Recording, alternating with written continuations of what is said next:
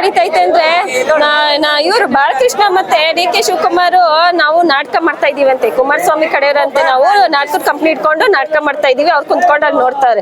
ಅದ್ ಯಾವ ತರ ಅಂದ್ರು, ರೈತರು ಕಷ್ಟ ಪಡ್ತಾ ಇರೋದು ಅವ್ರು ನೋಡ್ತಾ ಇಲ್ಲ, ನಾಟಕ ಮಾಡ್ತಾವ್ರೆ. ಅವ್ರು ಬಣ್ಣ ಹಾಕೊಂಡು ನಾಟಕ ಮಾಡ್ತಾ ಇರೋದು ಅವ್ರು. ನೆನ್ನೆ ಅಷ್ಟೆಲ್ಲ ನಡೆದು ನಿನ್ನೆ ಮೊನ್ನೆ ಎಲ್ಲ ಇವತ್ತು ನೋಡ್ರಿ ಅಲ್ಲಿ ನಾವು ಪಿಂಡ ಬಿಟ್ಟಿದ್ದೀವಿ. ಅಲ್ಲಿ 3 ಪಿಂಡ ಸರ್ಕಾರ ನಮ್ಮ ಪಾಲಿಗೆ ಸೊತ್ತಾಯ್ತು. ಇನ್ನೇನಿದು ತೀವ್ರವಾಗಿ ಹೋರಾಟ ಮಾಡ್ತಾ ಇರೋದೆ.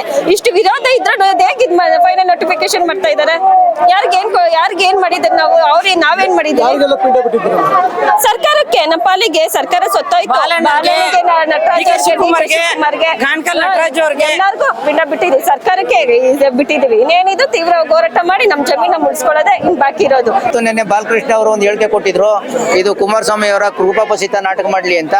ನಾವೇನ್ ನಾಟಕ ಮಾಡ್ತಾ ಇಲ್ಲ. ರೈತರುಗಳು 1.5 ವರ್ಷದಿಂದ ಕುತ್ಕೊಂಡಿರೋ ನಾಟಕ ಮಾಡಕ ಇವೇನು ಮೇನ್ ಮಾನ ಮರ್ಯಾದೆ ಇಲ್ವಾ? ರೈತರ ಬಗ್ಗೆ, ರೈತರ ಮಹಿಳೆಯರ ಬಗ್ಗೆ ಮಾತಾಡ್ಬೇಕಾದ್ರೆ ಒಂದು ಗೌರವ ಇಟ್ಕೊಂಡು ಮಾತಾಡ್ಬೇಕು. ಇವತ್ತು ಈ ದೇಶದಲ್ಲಿ ಮಹಿಳೆಯರಿಗೆ ಒಂದು ವಿಶೇಷವಾದ ಸ್ಥಾನಮಾನ ಇದೆ, ಅದನ್ನ ಅರ್ಥಕೊಂಡು ಮಾತಾಡ್ಬೇಕು.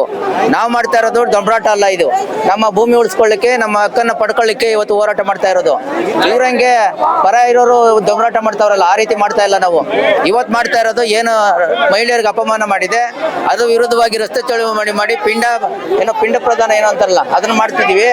ಮುಂದೆ ಇದೇ ರೀತಿ ನಾನು ಹೇಳಿಕೆ ಕೊಡೋದಾಗ್ಲಿ, ಅಸಂಬದ್ಧವಾಗಿ ಮಾತಾಡೋದಾದ್ರೆ ಅವ್ರ ಮನೆ ಬಾಗಿಲು ಮುತ್ತಿಗೆ ಹಾಕಿ ಮತ್ತೆ ಅವರ ಪೋಸ್ಟರ್ ಓಡಿಸಿ, ದೊಡ್ಡದು ಪೋಸ್ಟ್ ಓಡಿಸಿ, JCB ತಗೊಂಡು ಗುಂಡಿ ತೋಡಿಸಿ ಅವ್ರನ್ನ ಅಂತ್ಯ ಸಂಸ್ಕಾರ ಮಾಡೋ ರೀತಿಯಲ್ಲಿ ಮುಂದಿನ ದಿನದಲ್ಲಿ ಮಾಡ್ಬೇಕಾಯ್ತದೆ ಅಂತ ಈ ಸಂದರ್ಭದಲ್ಲಿ ರಚಿಕೆಯನ್ನು ಕೊಡ್ತೀವಿ.